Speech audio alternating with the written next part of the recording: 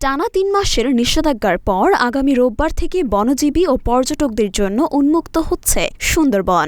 দীর্ঘ বিরতির পর সুন্দরবনের ভেতরে মাছ ও কাঁকড়া ধরতে যাওয়ার প্রস্তুতি চলছে খুলনার বনজীবী পরিবারগুলোতে। বইছে স্বস্তির হাওয়া। দীর্ঘদিন পর আয় রোজগার সুযোগ সৃষ্টি হওয়ায় সুন্দরবন কেন্দ্রিক পেশাজীবীদের চোখে মুখে খুশি। কাজে ফেরার প্রস্তুতিতে ব্যস্ত সবাই। কেউ নতুন করে জাল বুনছেন, কেউ পুরনো জাল মেরামত করছেন, আবার কোথাও চলছে নৌকা ট্রলার প্রস্তুতের শেষ মুহূর্তের কাজ। অনেকেই আবার ব্যস্ত শেষবারের মতো নৌকা ও মাছ ধরার ছেঁড়া জাল মেরামতের কাজে। অনেকেই সুন্দরবনে গিয়ে থাকার জন্য প্রয়োজনীয় রসদ কেনার টাকা জোগাড় করছেন।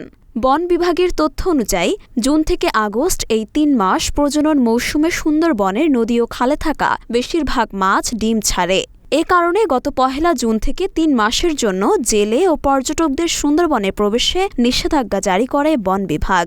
রবিবার থেকে সেই নিষেধাজ্ঞা উঠে যাচ্ছে। ১ সেপ্টেম্বর থেকে জেলে ও পর্যটকদের সুন্দরবনে ঢোকার পাস দেওয়া হবে।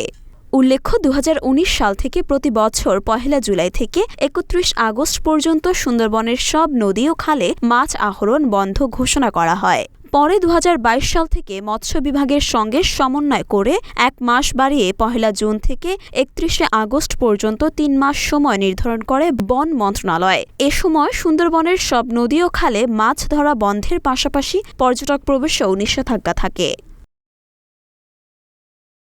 মরিয়ম মিম, ঢাকা পোস্ট।